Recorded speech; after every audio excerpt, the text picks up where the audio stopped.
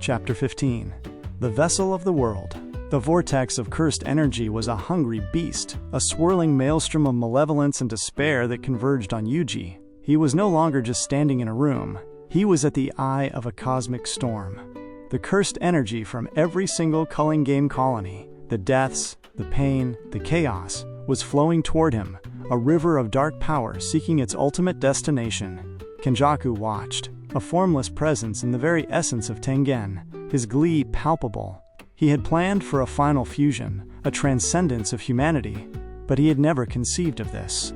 Yuji, the boy he had designed as a tool, was now a bottleneck, a single point of failure for his entire grand design. Yuji felt the immense, crushing pressure of 1,000 curses and 1,000,000 fragments of shattered souls. His body, his mind, and his spirit were being tested in a way no living being had been before. He was a dam trying to hold back an ocean. He could feel the malignant echoes of the cursed spirits, their rage, their sorrow, and their desire for nothingness. He felt the cold, calculating ambition of Kenjaku, a parasitic consciousness trying to worm its way into his being. But he held firm. The burden he had carried for so long, the weight of Sukuna's soul, the pain of his friend's sacrifices, was no longer a curse. It was a shield. His body, the perfect vessel, did not break. It was not designed for this, but it adapted. His cursed energy, a unique and potent blend, began to hum and sync with the maelstrom, not to be consumed by it, but to control it. The other sorcerers were fighting a desperate battle to buy him time. Maki was a blur of motion, her cursed tool, the split-soul katana, a gleaming light in the darkness, severing the physical manifestations of the curses Kenjaku threw at them. Hakari, in a state of perpetual jackpot, was an unkillable wall of regeneration, drawing the attention of the most powerful cursed spirits. Yuta and Higuruma worked in perfect tandem, their domains and copied techniques creating a shield of pure protective power around Yuji, a final line of defense against a foe that was everywhere and nowhere. As the last of the cursed energy from the Culling Game flowed into him, Yuji felt a strange, profound peace. He was a vessel, not just for a curse, but for the world's pain. He could feel every single life lost, every single tear shed, and every single moment of hope. He had shouldered the world's curse, and now he had a choice. He could release it, letting it bleed into reality and bringing about Kenjaku's plan, or he could contain it, burying it deep within his being, becoming a permanent prison for the world's despair. The voice of Kenjaku, once so full of triumph, now held a note of genuine horror. "What are you doing?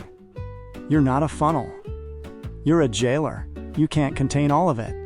You'll break." "I won't," Yuji replied, his voice a low, resolute rumble that shook the very foundations of the chamber. "I've been a vessel my entire life. I was meant to hold Sukuna, a king of curses. But now, I am a prison for the world's curse. I will contain it all, and then I will trap you in it." With a final, gargantuan effort of will, Yuji performed the soul-swapping technique one last time. He did not pull Kenjaku out.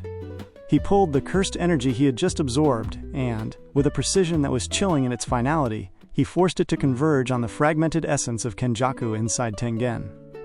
The fusion that Kenjaku had so desired was now his ultimate prison. The cursed energy that was meant to be his key to godhood became the chains that bound him. He was trapped, not just in a body, but in a spiritual maelstrom of his own making, his ambition a cage for his consciousness. The chamber fell silent. The air was still and clean. The world was safe.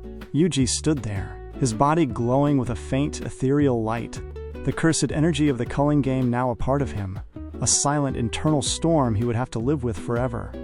The war was over. The final boss had been defeated.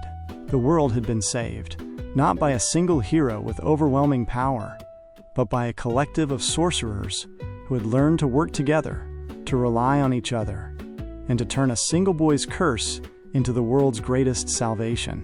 The final chapter was not about the end, but about the beginning of a new, uncertain future, a future where the strongest person was not the one with the most power, but the one who could carry the greatest burden.